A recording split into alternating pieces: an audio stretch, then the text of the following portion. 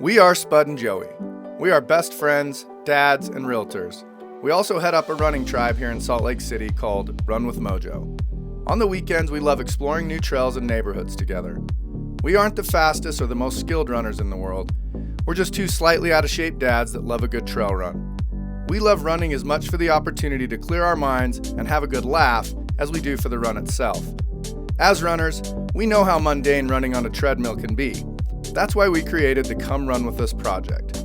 So the next time you're on a treadmill, you'll have a cool trail to explore and a couple of buddies to run with. No matter what time of day or where you are in the world, you can always come run with us. And we're back.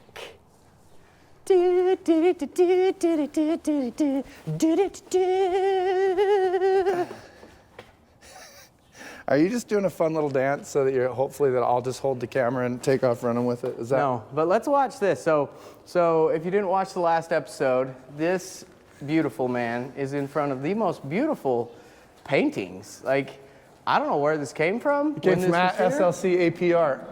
Yeah, at SLC APR. Check Dude, them out. Just next level, right? Like, it's so pretty. Suzanne King. Oh, this one's Suzanne King, the tiger. Oh, cool. Yeah, look, you can see her Instagram. Go on there and be like, Titan AE 3043. I mean, all of this is just so cool. Dog skateboarding, like. Oh.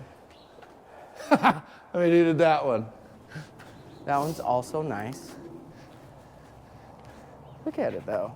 Like, I'm just so wildly impressed. Respect It is fun. the river. It is fun. At Silent Swan Art.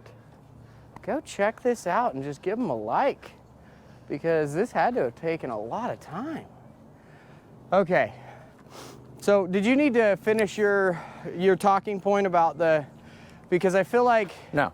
I feel like the conversation on the last one is all about, two management techniques, and I feel like I got a little heated underneath my whole listening to that, because like I feel like with any business. Real quick, how cool is this little Pettigo electric bike shop? There's a little I think little it'd be patio, beer and wine you can grab. You can be doing a I want long to come trail get runner. this and take Katie on a little electric bike ride, because I bet they rent them, I would assume, right? Yeah, well, who knows? This is a killer idea too.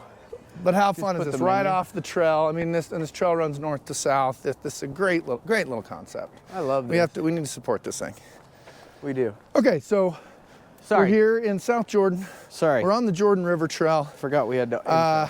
Part one of this we've obviously already done. It went a little long, so this is going to be about a 40-minute episode.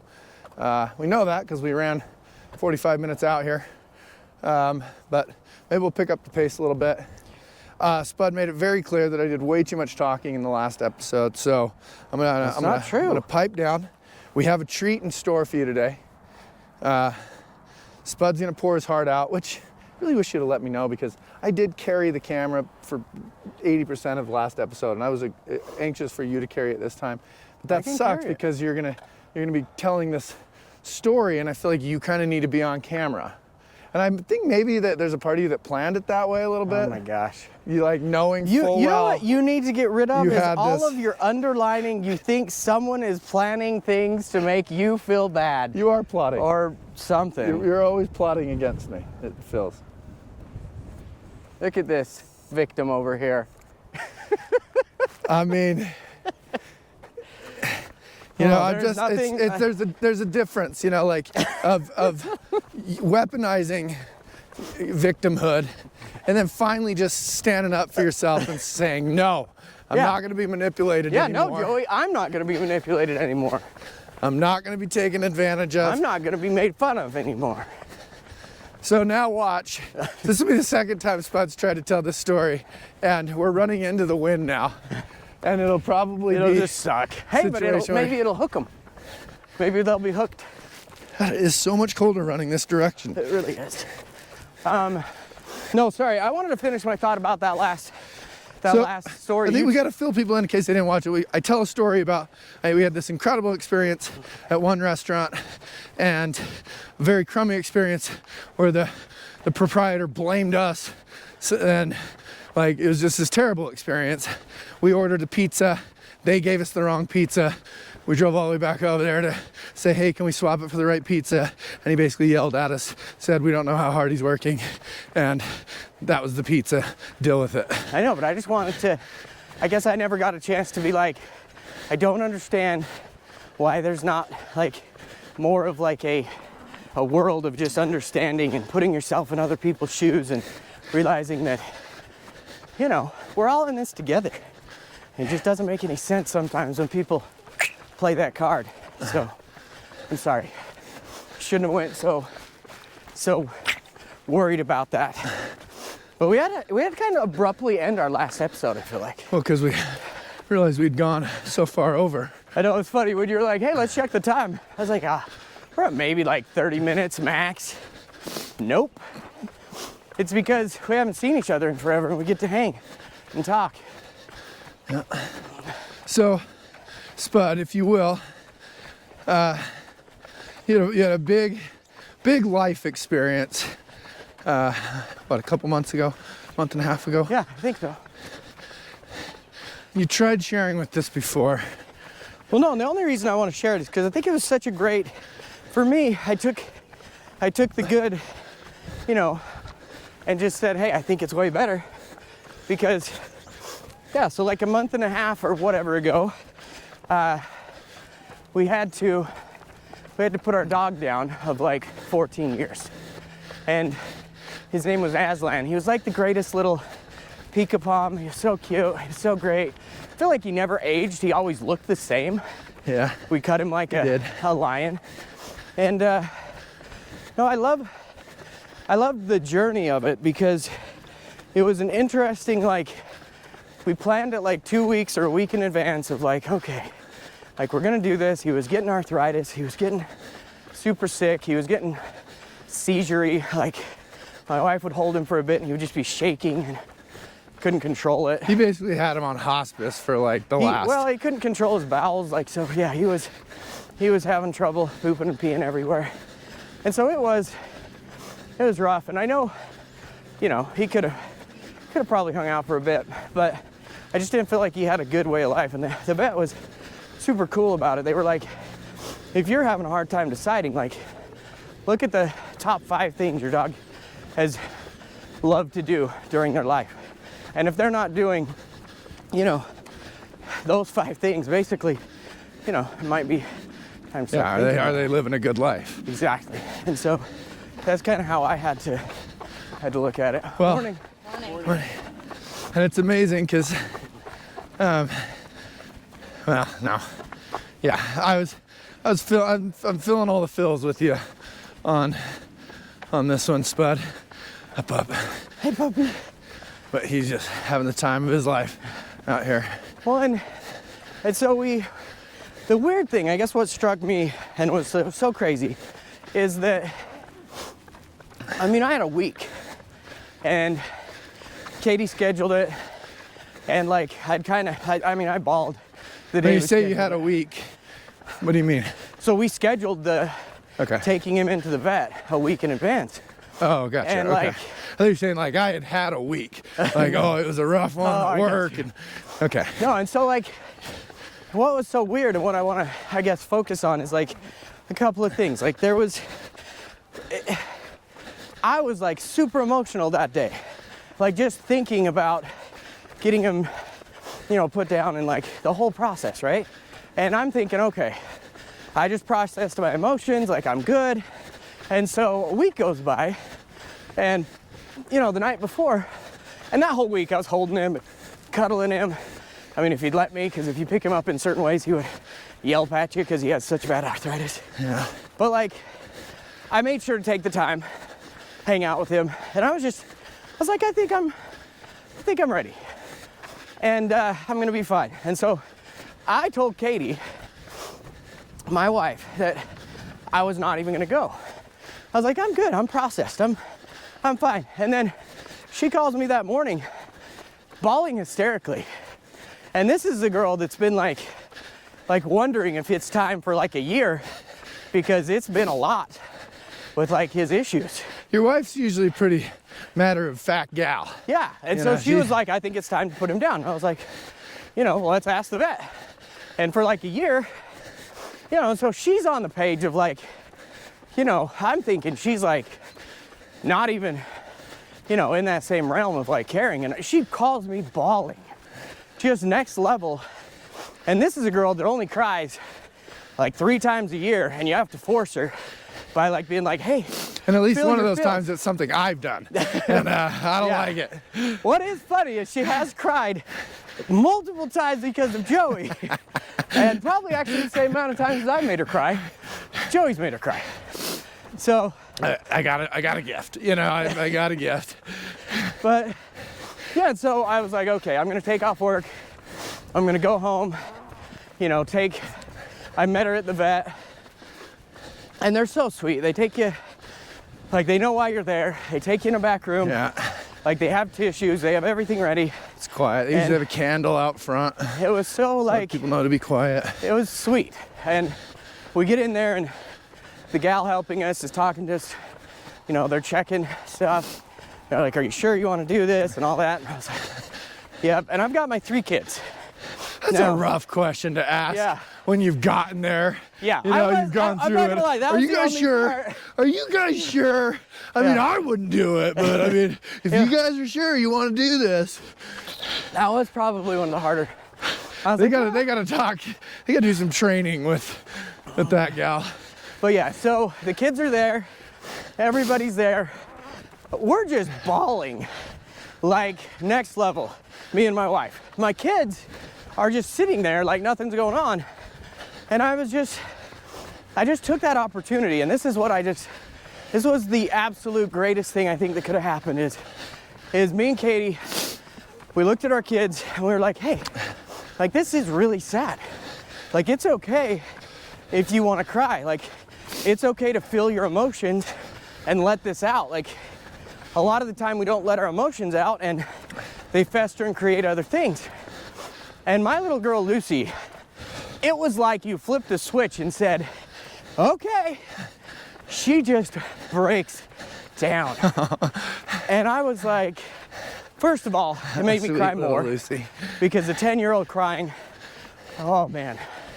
I've heard her cry for all the dumb reasons, you know, you can't do this, you can't do that. I want a sucker. You know, yeah, like, but man, when you see that ultimate, like, what's real with crying, and you know she's just hurting and she is feeling the feels, I was so proud of her.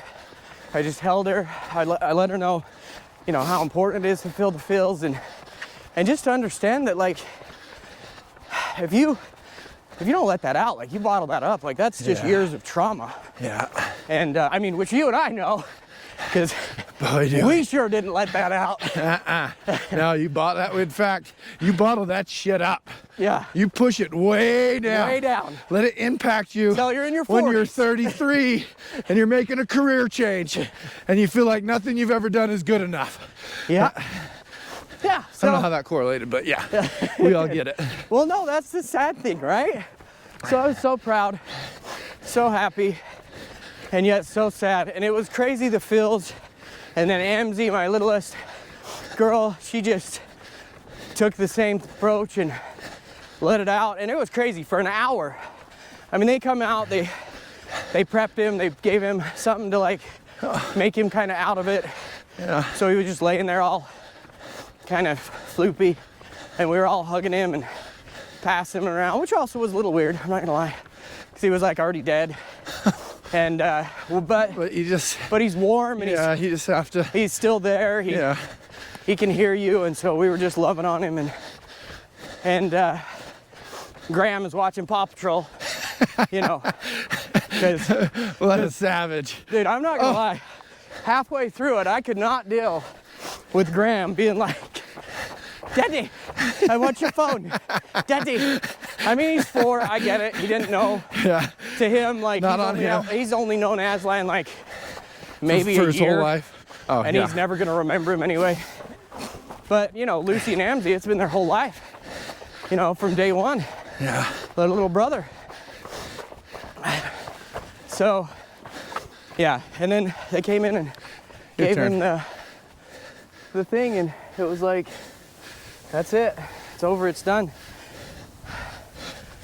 It was it was like the hardest thing I've ever done, but yet I'm so grateful that I was able to experience it with my kids, able to teach them about processing emotions. Allowing them to tell them it's okay to feel. Yeah, like the whole thing was so, I don't know.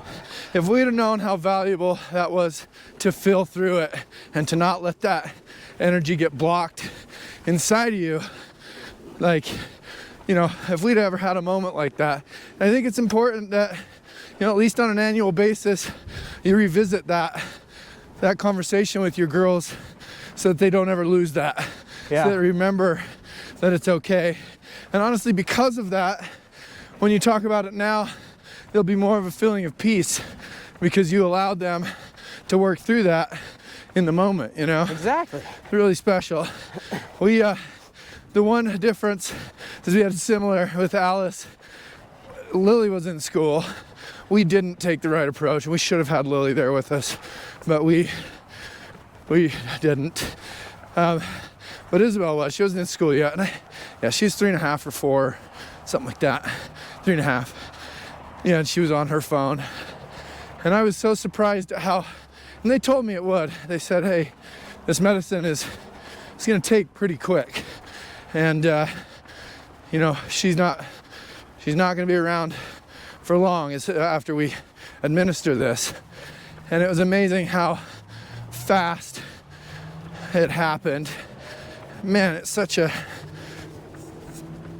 tricky thing. Whoa. It really is. Hey-o. But no, I think the silver lining that you took from it and the opportunity you took, have it be a moment, you know, where you could really help your girls feel through some of that pain. That's pretty special, Spud. I mean, I really loved it. Like I still tell, you know, every one of my friends that, because it's just so, I just feel like, I don't know, have you ever had something happen that you're just like, I need to make sure the world understands how important this is? And even if it's just my world of like my crew. Yeah. Because like there's still some dads out there that I feel like, you know, may not understand the power of that. And there's some dads, you know, that don't understand how much power we have over our children at such a young age and how we can really make or break like lifelong decisions. Yeah. And I felt like it was one of those moments that just hit me when it was like lightning. It was just like, wow, this is special. This needs to be shared. This needs to be like something that people know. And, you know, hopefully it just gets that one guy out of his comfort zone of not being able to see his kids cry and not be able to deal with that. Or not wanting to let his kids see him cry because he thinks it's a sign of weakness. And maybe there is somebody that's listening to this right now that goes, man, I bet my kids are actually really hurting and not knowing how to deal with this right now because they know I'm hurting and I'm not dealing with it. So I'm actually going to go and be transparent and vulnerable with them and let them see that it's okay to hurt and okay to feel that stuff. Exactly. And to talk to somebody about it, talk to me about it. Yeah, it's just, this is a cool little neighborhood. We should find out which one it is. It's just a tiny little pocket right here. Yeah, so thanks for letting me give that story to you twice. I know you got it twice. Well, and as lovely as it was today, it was definitely a truncated version. Oh yeah. You still like, I mean, there was, you know, like the first time you told it on the show, it was just so raw. It was much closer to when it had happened. It was our first time having seen each other in a bit, you know. Well, and we hadn't talked about it at all. Yeah. So. And it was just this raw, beautiful moment that was missed because of a camera company. Still gonna change the world with people that come on a run with us. Get all this fun life experience, whether it's funny, sad, it's just surreal. It's just boring. Us. It's just life. And it is funny how boring life kind of is, but when you get to watch other people, for some reason, like all the reality TV shows, all the reality people, you're like, yeah, that is kind of fun to watch. I saw an absolute heater of a reel yesterday with Neil deGrasse Tyson. And somebody asked me, I don't remember who the interviewer was, it might have been Piers Morgan or something, but he said, if there's just one thing you could share with people about space or anything that you've learned, what would it be? He immediately said, I wish people, you know, when they look out into the universe and they feel small or, you know, insignificant, I wish they knew that we can date, we can find the same exact material that is in humans inside the core of stars that are about to explode. That we are literally made of stars, and that the universe is constantly flowing through us, because we are the universe. We are the creation of the universe. It's within inside us. He says, if that doesn't make you feel like all of this is you, you know, that saying, there's only one and we are all it, you know, that's kind of a, hey, let's take care of the planet, or that's how I always associated it. But it's so much bigger than that. There's only one and we are all it. You know, it's flowing through us. We're made up of the exact same stuff as, you know, as these stars and these unbelievable, so he did it better than me, obviously. These stars. You shared it with me, it was glorious. These stars explode, and these exploding stars are really what creates new life in the galaxy and in the universe. And that's what we are. That is literally what we are.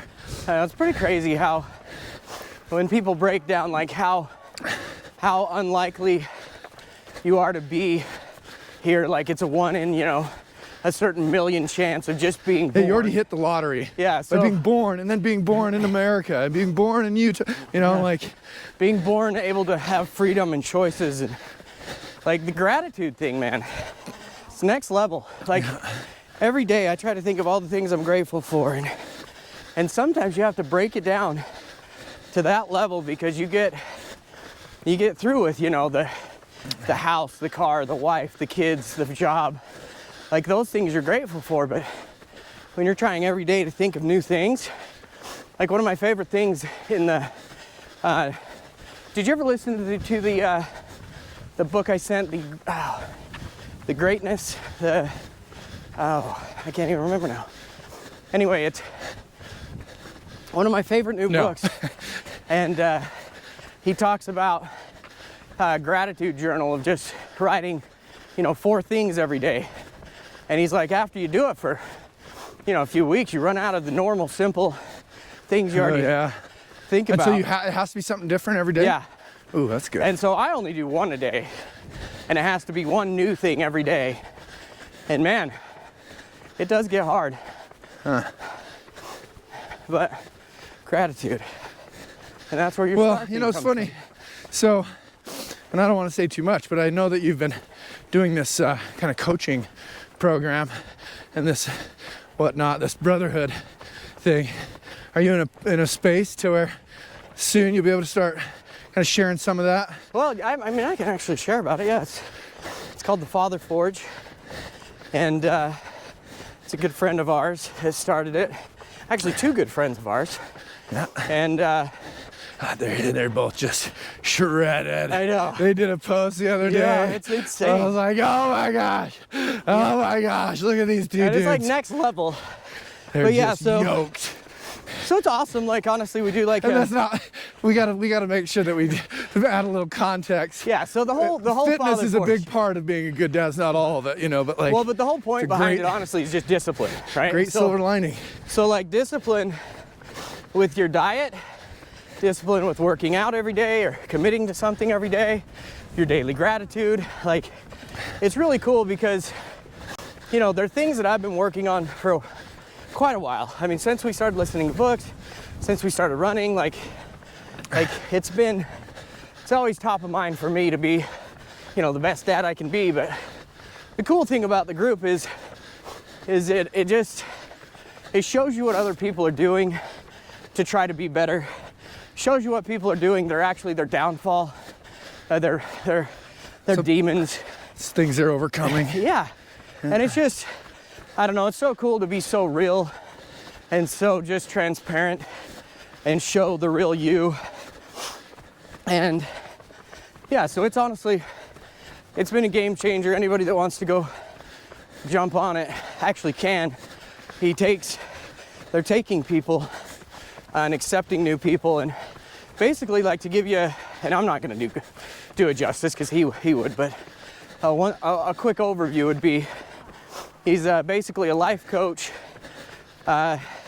fitness coach, you know, definitely way more well equipped for helping with, you know, some of the life struggles with your spouse, your significant other, your kids. Like, he's been doing research for years, and in all reality, he's been my life coach since day one, since we started hanging out. So when he told me he wanted to do this, I was like, of course, like, this is your calling. So yeah, go look it up on Instagram. Give you some background. This guy was hit by a drunk driver that was driving with his lights off in the wrong lane, head on. Doctors say you're not ever gonna walk again. Definitely not ever gonna walk again without a cane. He was in the Army, finds out we're getting deployed, and he's not gonna be able to go unless he can figure this out. Throws the cane away, goes out and does what he has to do. He had to pass a 2-mile run. I was there on that day. And imagine, he's been limping. He had shattered his pelvis or his hip? Yeah, I think pelvis. Maybe, and his hip. Yeah. Lacerated everything. This first 2-mile run that he did was so inspiring, just to get to where he could go. And he was so beloved in this company that, you know, of course everybody's rooting for him, doing whatever we could do to get him there, but he just did it. And then went on post-deployment to run countless marathons, ultras. He did a 40-miler, right? Anyways, ultras. Still in the Army to this day. Just an absolute badass. So this isn't a guy that, you know, was born with just, you know, one of those guys that can eat a Snickers bar and put on 3 pounds of muscle, you know, like, and he's definitely had to work for comes from money and everything. This isn't that says like, oh, I'll be a fitness coach and a life coach. No, this is not that dude. This is somebody that was absolutely battle-born, forged in the fire, you know. And then his partner in this is just a guy that, same thing, outworked everybody. Always seemed like he was just making the right decisions. For as long as we've known him, has just been in incredible shape.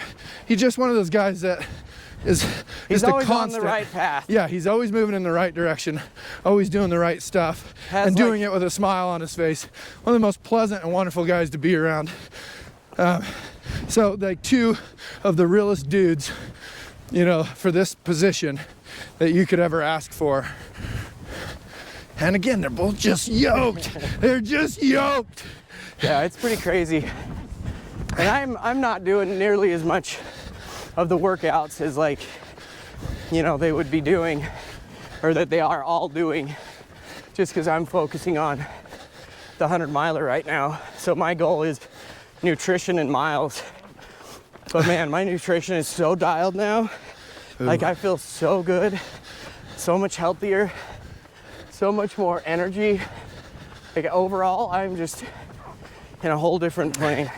I told Spud in the last episode that I've been an absolute indulgent prick since basically Thanksgiving. Leading up to Thanksgiving, great spot. Weight was down, working out, eating healthy. It's like just flipped a switch and said, you know what? I'm gonna come up with every reason I want to justify whatever shitty behavior I'm gonna partake in over the holidays. And I just do it every holiday, and it just sucks. And I'm just not gonna do it anymore. I like that. I'm over it. I mean, you can always jump on anything I'm doing. We could go on weekday runs. We could go on random events. we say that, It's true. you know. I mean, we've been saying it for a year. Yeah. So as Oh, long in as the we summer keep we're saying gonna go running 8 days, 8 times a week. We're just gonna have so much free time. We're gonna golf 3 days a week. We're gonna run 78 miles every 3 days. It is weird how much time we don't have. And now it's December. Yeah. And we did none of that. Our schedules, to get our schedules to overlap is insane, you know, and with getting locations and getting kids to school. Yeah. And I mean, but we didn't have to get kids to school in the summer, and we didn't ever do it. So Yeah, but I'd say that was mostly my fault, because yeah, I was in that headspace in the summer of like, screw it, like I don't really care. I just want to do whatever I want to do. So I'm in a much better headspace. So I hopefully want to go golfing all the time without Joey. next summer, we're there. Yeah, I mean, I'm honestly pretty dang proud of us, but you know. I mean, we are both insanely busy. We've got a lot going on. We got a lot of responsibility. And for us to be able to bust out what we do, I mean, Yep. we got to give ourselves a little bit of grace and It's true. remember we're pretty freaking awesome. We're doing it. We're out here on a freezing cold, windy morning. If you watched in the last episode, we recorded the first 3 or 4 minutes in the car, debating on whether or not we should even do it or just, you know. Man, that car felt good. It did. We should do Were one, your seat actually. warmers on? I should have had your seat warmers We going. should do a, That would have kept you in there a little longer. what if I we think. did a car episode? Let's do it. Like when we're done with our run, we actually sit down and unwind. Like think about all the endorphins as we're sitting there in the car. Like I love that. Well, Just finished run feel. it's funny you say that because, you know, one of the things that got us started on this was the very first episode we did down in Kanab. The very first episode we posted. When we got back to the, we just didn't want to turn it off. Yeah. Remember that? We were just Yeah. like, let's just keep talking. This Yeah, is let's just keep this is doing so it. liberating. It just feels so good. Like finally, there was like a creative bone or a creative itch that was getting scratched. Yeah. You know, like just we were vibrating. Let's just keep going. Let's record our entire. Let's be the Truman Show. It's so true though. That was so fun. That first one, there was some magic to that one. It might not have been perfect, but man, that's what made us realize like Oh. doing it on a dirt trail was a great idea. Yeah. Yeah, because when the one we recorded before that, which was on this, we were thinking, we don't even have to do the YouTube part of it. That's not the important part, just the conversation is. And then being on that trail, which I still think that, you know, I'm back to thinking the conversation is the majority of it, but being on that trail, let's walk this last little bit, made us go, oh crap, we could add a really cool element. You know, we could basically have the trail be the guest star every week, It's true though. which we are gonna, is my goal. It's my goal in the near future to get those 2 other mics and start having guests on a really regular basis. Don't you think? Oh yeah, but we got to start with Clint. Clint's our first guest star. And he's the gentleman that we described who is the founder of the Father's Forge. Is it the Father Forge? Yeah, the Father Forge. At the Father Forge on Instagram. He's the OG and did it with the other guy, Corey. Yeah, and then we'll I get told you Corey about. on the next one. Well, It'll be there so might be fun. opportunity. We'll have to work on kind of the cadence of it all, but there might be opportunity to have them both on. Because when we go on runs with a big group, it's hilarious, it's show fun. you We just where don't know if it's going to translate. This is where we ran Right today. here, we ran up to, I don't know. We ran a ways up here. In total, I think we did just over 6 miles. But anyways, might pee in my pants. 33 minutes. But luckily, nobody else is dumb enough to come out here today, so Yeah, no, I we will can be just able go pee in the to. I will trees. be able to sneak off and pee. Thanks for coming on a run with us, guys. Great episode today, Spud. I love today. Today was Yeah. good. I mean, it was freezing and we're kind of miserable, but we made it through. You've heard us say this. You'll never regret it. You just will absolutely never regret it. Ever. Come on a run with us. Well, you'll regret coming on a run with us. You'll never regret going on a run. Yeah, the actual running, you'll feel good about it. Okay. Thanks, everybody. Peace out. Happy holidays.